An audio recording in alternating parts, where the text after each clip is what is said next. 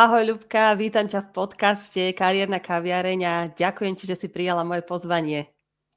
Čauko Peti, som veľmi rada, že sa vidíme opäť po dlhšej dobe. Ja sa tiež teším, pretože témou dnešného podcastu je často skloňované slovo výzva s dovedkom, ako sa postaviť výzvam, ktoré sú nové a možno celkom nevieme, kam nás zavedú. No a celkom na úvod teda by som chcela povedať, že keď som na touto témou rozmýšľala, že s kým by som ju najradšej rozpracovala, tak hneď si mi teda napadla ty. Lebo keď ťa tak možno z helikoptery predstavím, tak na tvojej profesnej polpriamke nájdeme pozície HR marketingový manažér a v bezprostrednom slede production team lead a návrat k PR marketingu a aktuálne teda pôsobíš ako HR manažér, s ktorým máš už taktiež v minulosti skúsenosti.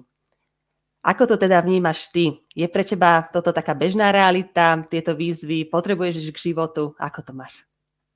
Ja som sa tak nad tým zamýšľala, že akože či to ja potrebujem, či to ja vyhľadávam, alebo to tak ku mne nejako prichádza. A musím povedať, že ja to ani som to nikdy nevnímala ako výzvu, keď nejaké takéto ponuky prišli. Ja veľmi rada sa odvolávam na tú reč Steva Jobsa na Stanfordskej univerzite, asi to poznáš, ktorý rozprával o spájaní bodiek v živote. A možno som to tak predtým nevnímala, ale pár rokov dozadu som počula túto jeho reč, teda, že tie jednotlivé body v tom tvojom živote tak nejako prichádzajú a ty nikdy nevidíš to, že keď sa spoja, vytvoria priamku, vidíš to len, keď sa pozeráš naspäť. A mne to všetko tak nejako zapadlo, presne keď som túto reč počula, že naozaj, že ja som tomu verila, že všetko, čo ku mne prichádza, má nejaký význam. Aj keď tam boli rôzne odbočenia z tej priamky, polpriamky, ale ja som verila, že na niečo to je dobré, že buď tam zúročím to, čo som doteraz sa naučila, alebo sa naučím niečo pre budúcnosť. Čiže ja som to ani ako výzvy, takú nejakú prirodzenú súčasť života, ja berem. Lebo veľakrát ľudia majú na začiatku strach z toho neznámeho, pretože ako si vravila, nevidíš na ten koniec a prichádzajú tam možno aj také momenty, že si hovoríš, zvládnem to, že nie je to príliš veľké sústo a je to toho toľko, čo sa ťa chcem opýtať a preto aj túto otázku som si pre teba pripravila ako prvú, pretože táto odpoveď ma na ňu zaujímala už dlhšie a ako si nikdy nebol nejaký čas alebo príležitosť sa na to spýtať. A preto som ťa pozvala rovno do podcastu, aby si o tom povedala všetkým. tak sa teším, že si súhlasila. Veľmi rada, verím teda, že aj tvoj príbeh bude inšpiráciou, teda, alebo povzbudením pre všetkých. No ale teda poďme pekne po poriadku. Prezradím, že my dve sa poznáme zo spoločnosti Broze Prievidza, spoločnosti pôsobiacej v oblasti automotív, ktorá má v súčasnosti, povedala by som, 1000 plus zamestnancov, a tým pádom patrí medzi najväčších zamestnávateľov v regióne. No a čo je zaujímavé, že ty si stála úplne na jej začiatku v roku 2015 a bola si celkom prvý zamestnanec, čiže zamestnanec číslo 1. V Broze už pôsobíš teda vyše 8 rokov a vykonávaš rôzne zaujímavé pozície. Tak mi teda prosím porozprávaj o tomto úvodnom období, ako na neho s odstupom času spomínaš. Ja si presne pamätám ten moment, keď mi zavolala pani z personálnej agentúry, ktorí boli teda najatí na to, aby naberali prvých zamestnancov do Broze. A my sme už v tom čase, ja som teda pôsobila ako personálny manažér v tom období, veľmi mladý personálny manažér, aj to obdobie, ja som tam bola, hádam, menej ako rok v tej spoločnosti predtým na tej pozícii. A sa mi teda ozvali, my sme už vedeli, že prichádza Broze do Prievidze, bolo to také veľké halo, však taký veľký investor doteraz, alebo dlhé roky v Prievidzi nebol, takže my sme už o tom vedeli. A teda sa mi ozvali, že či by som nemala záujem, obsadzujú práve 2 pozície, bol to špecialista personálneho marketingu a personálny manažér. Ja som v tom čase nemala poňatia, čo je personálny marketing, podľa mňa veľmi málo ľudí malo poňatia, čo je personálny marketing, ale teda to bolo rok 2015, súhlasila som, že sa zúčastním pohovoru. Ešte taká zaujímavosť, ja som vtedajšiemu môjmu šéfovi povedala, že pôjdem, lebo môj zámer bol úplne iný. Úplne iný bol ten môj zámer. Môj zámer bol zistiť, aké budú mať Broze stratégie, taktiky, ako budú hľadať ľudí, aké majú plány, lebo teda však počuli sme rôzne z médií, že tie plány sú naozaj veľké. No a môj šéf súhlasil. Dobrý nápad, choď. No a potom prišiel ten deň D, keď ja som sa teda naozaj stretla na tom pohovore v prenajatých priestoroch v Prievidzi s nemeckým kolegom, so slovenskou kolegyňou a ja som sa tak dobre cítila na tom pohovore, že ja som si povedala, no a ja mám problém. Ja mám teraz problém, lebo ja tam chcem ísť a už som bola taká na pochybách, hej, však samozrejme môj šéf sa pýtal, ako bolo, ja som povedala, ako bolo, no a potom prišlo druhé kolo pohovoru, ktorý už bol v Bratislave a tam som už vedela, že nie je cesty späť, že toto je naozaj niečo, čo chcem skúsiť, aj keď nebol ten prvý plán od istej firmy, kde som bola, ale toto ma nesmierne zaujalo a aj keď som nemala poňatie o personálnom marketingu, ja som si povedala, ja dám do toho, čo je v mojich silách, aby som bola súčasťou tohto plánu. A tak sa aj stalo. No a môj prvý pracovný deň, na ten si pamätám úplne špeciálne, to bol 1. október 2015, poklepanie základného kameňa, zelená lúka, krásne stany natiahnuté. Pracovnú zmluvu som podpisovala na palubnej doske auta, takže to vôbec, to je to, že by sme tu nejako neriešili, ale som neriešila, že aké benefity, koľko dní home officeu. Ja som vedela, že ja chcem byť súčasťou tohto veľkého, čo sa tu ide diať v Prievidzi. No a teraz tu sedím a rozprávam sa s tebou po 8,5 roku a myslím, že to bolo to správne rozhodnutie. Perfektné, to sú šialené začiatky, keď tak počúvam, proste, ktoré asi boli veľmi často takým vykročením z komfortnej zóny tvojej. A asi keď sa ťa opýtam otázku, že s akými výzvami sa možno borí takáto spoločnosť, ktorá začína, ktorá chce rozbehnúť výrobu a vývoj v takejto veľkosti, hej, na začiatku, tak asi mi povieš veľa príkladov, že? Na také komunikácie. To ti teda poviem. Tým, že ja som bola ten prvý zamestnanec, tak a nikto ma nejako nečakal, že už sa idú naberať ľudia do Prievidze. Čiže ja som bola aj také dievča pre všetko v tom danom momente. A tie výzvy boli, ako poviem to z toho svojho hľadiska, z toho personálneho, samozrejme, že sú tam rôzne, samozrejme, na technologické procesy, nábehy, relokácie liniek, či už sú tam, a potom sme sa dostávali k tomu, že nájsť tých ľudí. Bolo to veľký boom na začiatku, tých životopisov sme mali neskutočne veľa. Čo ja som videla ako najväčšiu výzvu, bolo zabezpečiť práve to dobré meno, tú znalosť tej značky. Nielen v regióne, ale aj na celom Slovensku.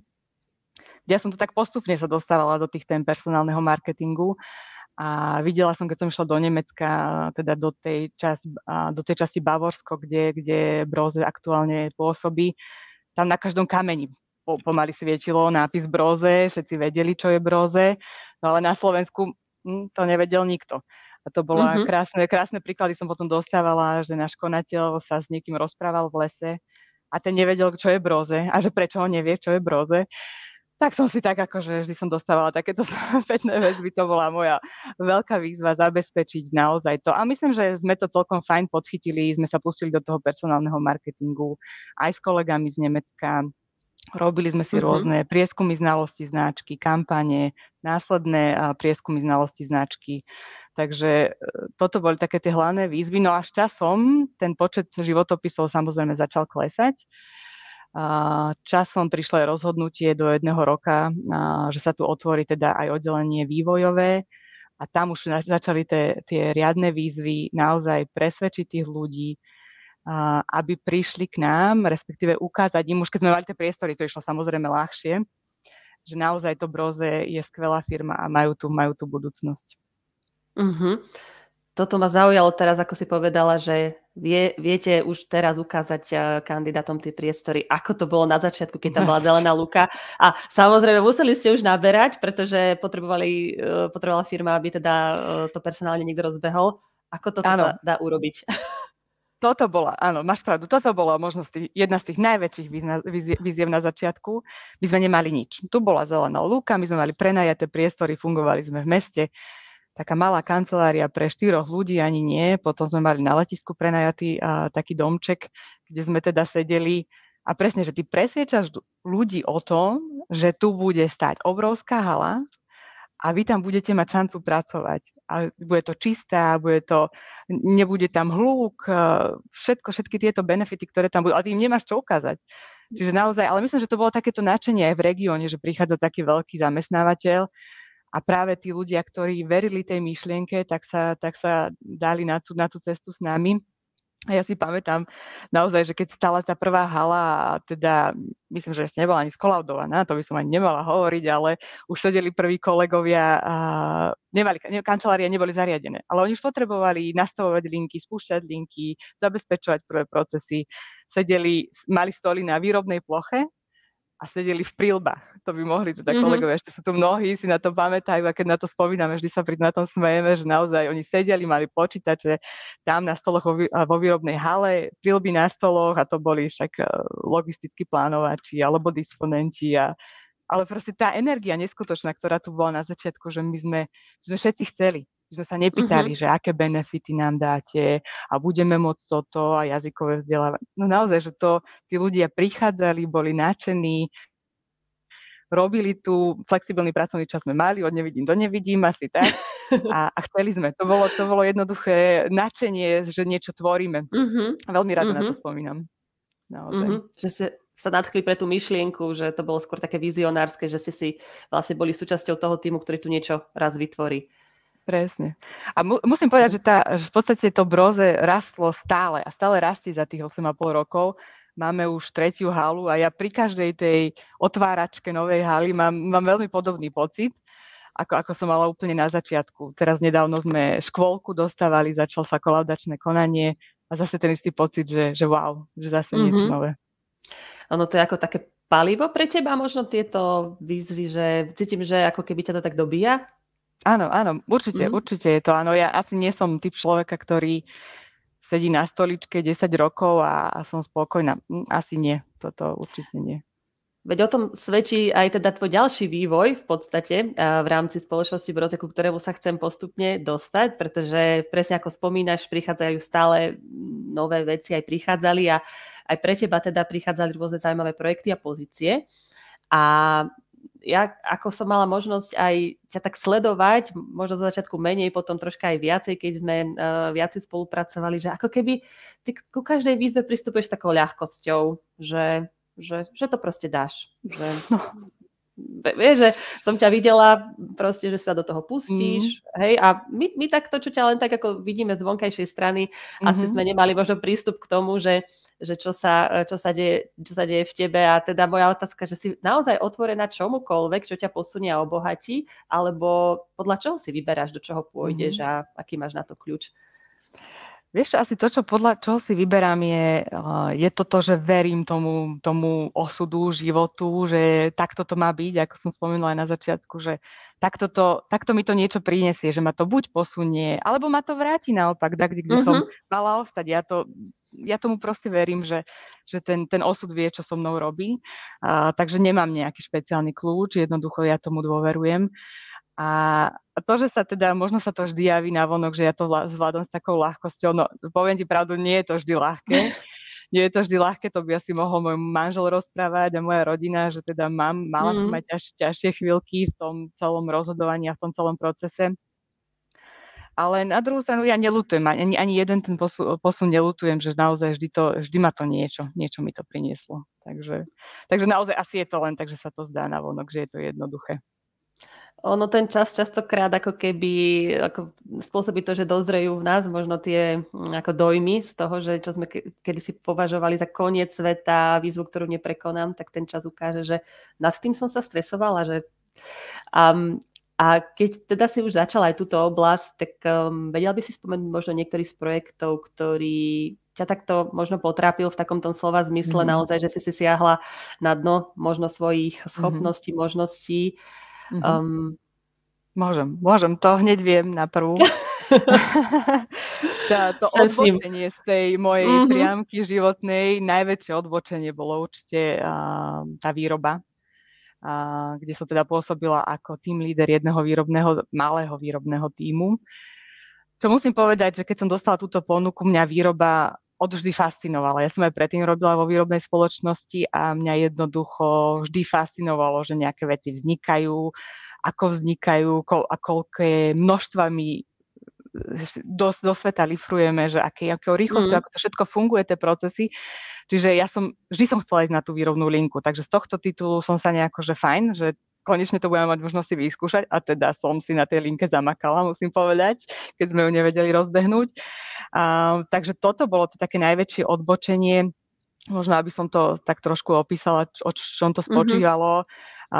Ja som mala vlastne úlohu zostaviť tím, ktorý bude zodpovedný za relokáciu a nabehnutie pár liniek teda z Nemecka. A možno aj tam som sa, áno, to bolo také najväčšie také otrasenie mnou, že či naozaj som toto chcela. Ja som mala niekoľkokrát už pripravenú výpoveď, že tak toto už je, toto je koniec, toto nedám. Ale som si tak povedala, lebo to som tiež ešte tak z minulosti mala v sebe zakotvené z tých spočiatkov Broze, keď sa teda začali príjmať už ďalší ľudia, už sme začali byť takí viac strojení, tak som si tak povedala, že prečo som stále ja taká, že stále každému pomáham a niekto je mrzutý a toho človeka nikto ani neosloví. A tak som sa tak akože, tak ja idem správať. A vtedy mi raz jeden kolega povedal, že nestrácaj tú svoju najväčšiu zbraň, ktorú máš, a to je ten tvoj úsmev a tvoja ochota. A to isté, teraz keď sa vrátim späť k tej výrobe, ja som si povedala, že ja ostanem ja. Budem sa orientovať na tie veci, ktoré dokážem, z ktorých som dobrá, to je organizácia, komunikácia a tie veci, ktoré nezvládam, ktoré nemám absolútne žiadne predpoklady na to, že nejaké technické vzdelanie, no nemám. Na to som mala kolegov, ktorých som sa snažila v tom podporiť, v tom, čo sú oni dobrí, že teda, aby oni potiahli zase túto stránku a odbremeniť ich možno od takej tej organizačnej a keď bolo niečo treba s Nemeckom vybaviť. Takže ja som si asi tak som to nejako ustala, že som si našla to svoje, v čom som dobrá a na to som sa sústredila. Také nájsť si to svoje miesto a stále ako keby tie svoje silné stránky využívať vlastne v ten prospech. Ja som veľmi rada, že to hovoríš, lebo to som mala pripravenú aj takú druhú otázku, že čo by si vedela možno poradiť, ako sa teda nestratiť presne v procese tejto výzvy, čo možno aj si už k tomu smerovala, nechtiac možno najlepším úmyslom ako keby sa nejak tak zachrániť, hej. Lebo naozaj je to veľmi náročné na energiu, čas, hej, či už si to predstavíme v podstate, vždycky je to na úkor niečoho, či už tá rodina, záľuby, voľný čas jedno s druhým. Máš možno tip pre našich posluchačov, že ako toto nejako vybalansovať, lebo zo začiatku tá výzva asi je veľké sústo. A čo sa osvedčilo tebe možno v tomto smere, ako sa nestratiť, ako stále myslieť na seba? No, ja musím hneď povedať, že keby teda nemám tú moju rodinu, ktorá ma podporuje, manžela, mamu, ktorá mi pomáha s tou celou organizáciou domácnosti, tak ja by som tiež toto nemohla robiť. Takže verím, že nie každý má tú možnosť takého toho backgroundu za sebou, ktorý ho podrží v nejakých ťažkých chvíľach. Ja to šťastie mám.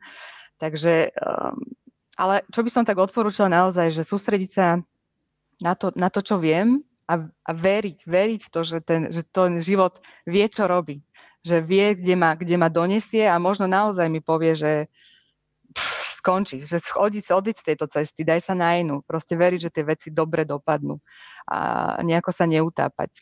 Ja som si tiež vždy povedala, no čo najhoršie sa mi môže stať? No, tak ma vyhodia. No, a nebude koniec sveta. Bude to ťažké, bude to všetko veľmi náročné psychicky, ale nebude to koniec sveta. Čiže ja mám taký optimistický asi všeobecne prístup k tomu životu, že kým sme tu, tak treba sa z toho života tešiť.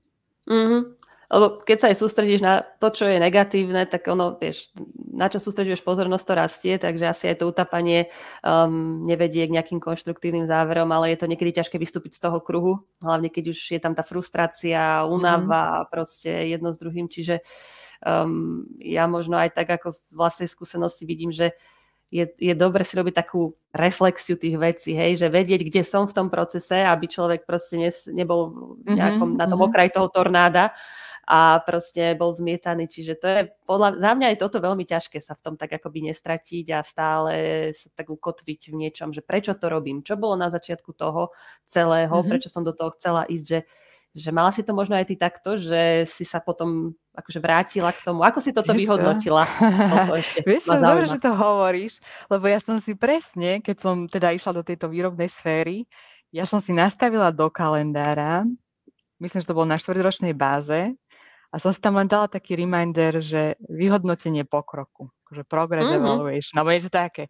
A to vždy, keď mi to tam tak píplo, jasné, že som na to zabudla, že to mám v tom kalendári, ale vždy, keď mi to píplo, tak som sa tak akože minimálne na minútu zamyslela, som tam, kde chcem byť, Mhm. alebo Mhm. ak nie, tak že už boli aj ten momenty, že už nie, ale takéto zamyslenie, áno, že mne pomohlo toto, že som to mala v tom kalendári naozaj, že zamysli sa, či chceš ostať na Mhm. tejto ceste. Mhm. No. Mhm. Čiže na to som aj Super. úplne zabudla. To som teraz zo mňa úplne, to som naozaj zabudla. Perfektne. Ja túto radu počúvam v podstate aj z môjho okolia, že vyslovene dať si natvrdo reminder do kalendára, že vybukovať si na to ten čas, lebo presne v takom tom rýchlom slede toho pracovného dňa nemáme nejakú potrebu sa zastavovať, ale ani možnosť a vyhodnotiť si to, Presne. že aký bol tento meeting, ktorý som práve mala, že čo by som mohla urobiť lepšie.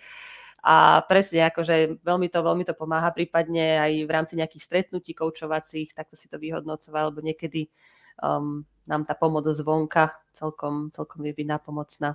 Áno, presne. Super. No a Ľubi, ako sa má zamestnanec číslo 1 v čase? S odstupom roka, 2, 8, keď sa teda firma rozrastla, spomínala si rôzne projekty, ktoré sú aktuálne a aj teda už pri tom počte zamestnancov nemáš možnosť každého poznať po mene osobne. Tak aké to je v súčasnosti, keď to porovnáš? Vieš čo, no hrozné. Je to v tom, že ja neviem, či toľko zabudám, lebo ja naozaj, tú prvú stovku si človek ešte pamätá, že mená, tak sme sa poznali, tie akcie boli také osobnejšie, ale ďalej už vôbec ja zabudám, či s tým človekom týkam, vykam. Ja sa všetkým ospravedlňujem, lebo teda niekedy sa im zdravím ahoj, niekedy dobrý deň. A môžem povedať príhodu z minulého týždňa, kde teda som stála v tej našej kantíne, v tej našej táckarni. Oslovil ma kolega a mi hovorí: Ľubka, ty si chodila v rokoch 98 až 2002 na gymnázium do Prievidze? A ja, že no. A ja, že áno. A on, že ja som to vedel, že ja som spolužiak. A ja, že no, Neblázni. Ale ja dúfam, že len nie z tej istej triedy, lebo to by už bolo veľmi zle. Nie, že chodil akože do vedľajšej triedy, hovorím, fajn, lebo tak toto by už bolo so mnou veľmi zle. Ja naozaj snažím sa to, ale nedá sa to zapamätať. Ale stále myslím si, že mám takéto nadšenie a možno je to aj tým, že stále sa dejú nejaké nové veci pre tú firmu, ako som mala v tom roku 2015. A stále je to taký môj ten love brand, ako mi niekto na LinkedIne napísal. Je to taký môj love brand, áno. Takže myslím, že to nadšenie je stále tu. Ale nechcem sa zase pôsobiť úplne, že slnečkársky a tak, aký máme dneska krásny deň, že je to tak za každým. Sú dní, keď mám 100 chutí hodiť všetko do kuta a povedať, majte sa, ja toto robiť nebudem. Takže sú aj také dni. Našťastie ich je stále menej ako tých pozitívnych, čo si myslím, že je taký rozhodujúci faktor, že stále som na tejto ceste. To je veľmi dobré, že hovoríš, lebo myslím si, že máme niekedy na seba také prehnané nároky a tlaky na tú dokonalosť a takú aj emočnú stálosť, spokojnosť a ono je to asi vždycky taká nejaká rovnováha, alebo tá nejaká snaha po rovnováhe, ale budú niekedy prevažať tie negatívne, niekedy tie menej negatívne veci a asi keď to tak človek príjme, tak sa to potom možno ľahšie dá zvládať. A možno v čom vidíš taký rozdiel oproti teda tebe a služobne mladším kolegom, čo sa týka vzťahu vo firme? Lebo ako ty o tom rozprávaš, tak presne padajú slova ako love brand, výzva, nadšenie, eufória, budovať niečo spolu. Cítiš, že to možno tí, čo už prišli v iných fázach vývoja tej spoločnosti, majú troška inak ako tí, čo si bola na začiatku? Vieš čo, nechcela by som to nejako tak paušalizovať, že všetci, čo prišli po nejakom roku, už sú tu len z hľadiska kvôli kariére alebo niečo. Mňa stále teší, že sa stretávam s kolegami, ktorí sa k nám pridali minulý rok, pred rokom a takisto u nich vidím to nadšenie. Ja môžem spomenúť len napríklad tá moja srdcová téma, ten môj personálny marketing, s ktorým som ja začala od začiatku. Ja som si myslela, že ja nikdy nebudem schopná ho tak niekomu podať a odozdať ďalej. A prišla kolegyňa, ktorá je u nás naozaj že niečo cez rok a teda od začiatku tohto roka prebrala túto moju štafetu. A ja vidím, že takisto, že má tú firmu rada a je tu len rok. Čiže nedá sa to nejako paušalizovať, že tí sú takí, tí sú takí. Mňa teší, že sú tu stále ľudia, ktorí sú nadšení a nie sú to len kancelárie, ale aj v tej výrobe. Ja sa veľmi rada rozprávam s ľuďmi z výroby a veľmi ma teší, keď oni hovoria, že oni sú tu radi. A to sú práve tí, ktorí to nenapíšu na ten Facebook, ale povedia ti to v takomto rozhovore face to face, že oni sú tu veľmi radi, tie podmienky, ktoré tu majú. To ma tak teší. Lebo potom si čítam na Facebooku, to ma vie ešte vždy trošku vytočiť nejaký pekný hejterský komentár, takže nechcem to paušalizovať. Sú aj takí, ktorí sú tu naozaj možno, že len rok, dva, idem ďalej, ale na druhú stranu stále sú tu takí tí srdciari. Určite. Super. To je skvelé počuť. A prezrať ešte potom našim poslucháčom, čo je ešte na tvojom zozname aktivít, ktoré chceš vyskúšať, zažiť v blízkom horizonte. Môžeme ešte teda očakávať takéto pecky, keď to tak nazvem, v rozsahu, ako si spomínala aj v minulosti? Ja som sa veľmi zamýšľala, čo by som ešte tak mohla, kedy, čo ma tak ešte by náplňalo. A musím povedať, Peti, keď som počúvala ten tvoj posledný podcast s Lukášom, tak som sa tak presne, že toto, akože to už má dlho tú myšlienku, ale on to ešte tak pekne zhrnul a povedal, ako on uvažoval. Čiže on ma veľmi inšpiroval, že možno to ani nemusí byť taký ťažký krok. Možno len ja mám takú nejakú bariéru predtým, ale to je ešte také, že čo by som sa chcela, že niekedy na tú vlastnú nohu postaviť, na tú voľnú nohu. A ani neviem ešte presne v akej oblasti, ale to je ešte možno taká výzva do budúcnosti.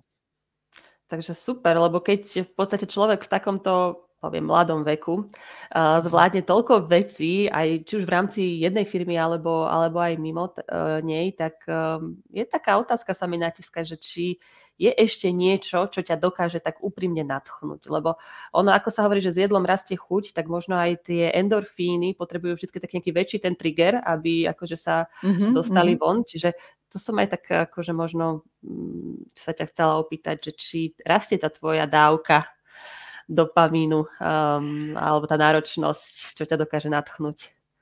Ale vieš čo, áno, mňa neskutočne baví robiť s ľuďmi, ktorých mám v tíme. Sú to neuveriteľní špecialisti vo svojich odboroch, takže mňa to baví a tá atmosféra, ktorú máme, my sa tu veľakrát sa proste smejeme, keď už, smejeme sa možno, že aj niekedy, že už by sme radšej plakali, ale tak sa zasmeješ a je to všetko jednoduchšie. Však vieš, ako to je, že hore, dole, ľudia málo, ľudia veľa, zo dňa na deň sa menia požiadavky a myslím, že s tým humorom sa nám to všetko tak ľahšie znáša.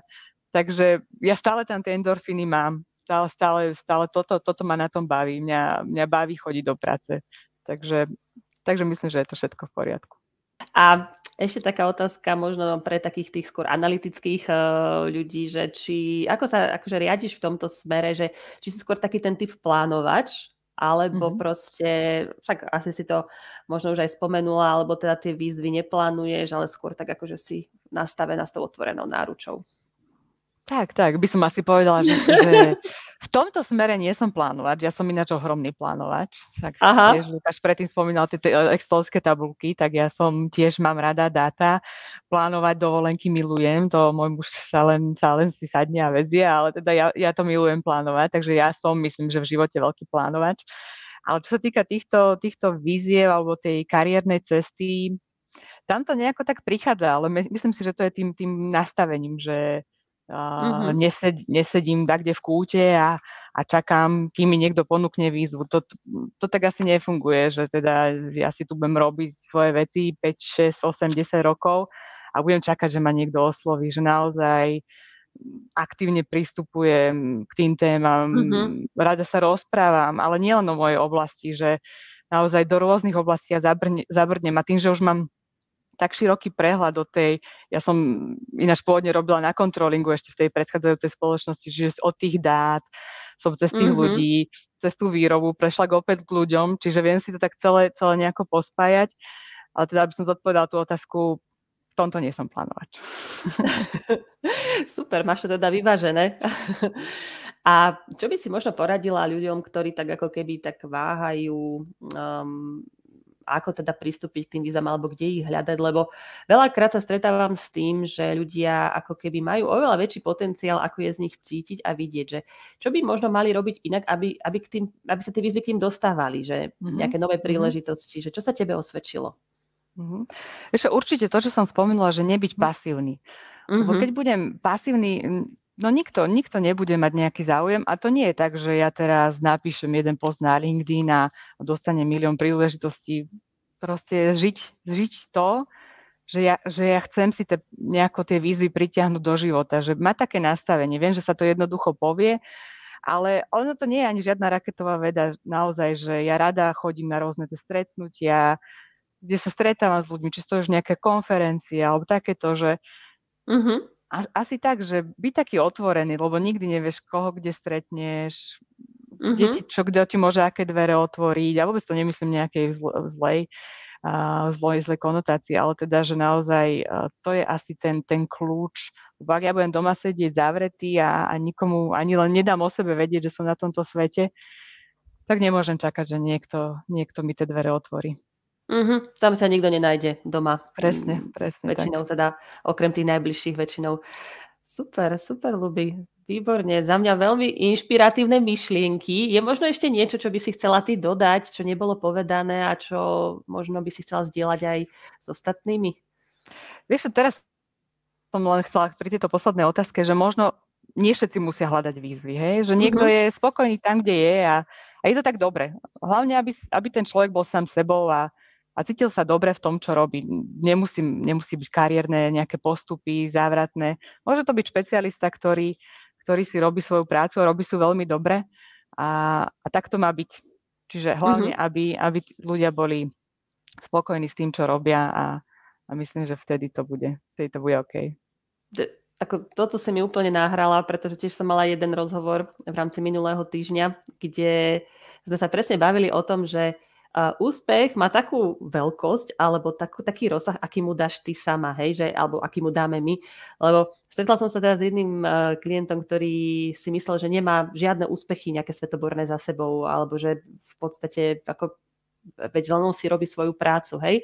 Ale keď sme sa o tom tak bližšie bavili, že aký dopad majú tie jeho každodenné rozhodnutia, to, ako sa správa k tým ľuďom, ako pristupuje k riešeniu tých vecí a zistili sme, že vďaka tomu v podstate mu tam funguje ten tým, vďaka tomu sa im darí sa mu naplňať tie KPI a všetky tieto očakávania. Tak ako zase nejaká taká možno tá reflexia, ktorá chýba v tých každodenných aktivitách. To možno ľudia presne, ktorí majú trošku menšie sebavedomie, tak je fajn, keď majú v svojej blízkosti človeka, s ktorým sa vedia, či je to najlepší kamarát a vedia sa takto nejako zhodnotiť aj, alebo vedia dostať toho zhodnotenie z tej vonkajšej strany, lebo verím, že áno, presne, že však ja si len robím svoju robotu, nerobím nič svetoborné. Ale ten vonkajší pohľad, ktorý mi to povie takto na rovinu, čierne na bielom, že pozri sa, čo ty robíš, tak to verím, že sa tak človek prebudí a povie si, fakt, však ja niečo robím. Super. A dávať do pozornosti možno tie príklady, aby sme vlastne vedeli, že s kým sa porovnávame, alebo s čím, alebo že kde je ten rozsah tých možností a že už ja napríklad teraz vôbec nie som na začiatku, ako som si možno myslela, ale v porovnaní s inými už som v podstate o dosť ďalej, takže asi je takto presne nejako. Ja to vidím aj na tebe, Peti, to ti môžem rovno povedať. Že teda povedz. Sa posúva prvé vysielania, ktoré sme mali z Broze a tak ďalej. No, ty si robila ohromný krok, takže áno. A možno aj to, že sa neporovnávať, že ja som tu a robím to, čo viem, najlepšie ako viem a idem. Že neporovnávam sa s tými ostatnými. Tak, no. Vidíš to, toľko to šťavnatých výživných typov, takto na záver, to vytvára nejakú predzvesť ešte nejakého budúceho rozhovoru, pretože ja verím, že toto je taká ochutnávka a verím, že je to téma, ktorá sa dá rozpracovať ešte o dosť hlbšie, takže snáď na budúce, Ľubi. A ja ti naozaj ďakujem za veľmi príjemný a taký úprimný, zo srdca rozhovor, ako nakoniec vždy s tebou a teda držím ti palce v naplňaní tvojich víziev vo výzvach tvojho tímu, Broze Prievidza. A ďakujem ti naozaj. A ja ďakujem veľmi pekne. Ďakujem, Peti.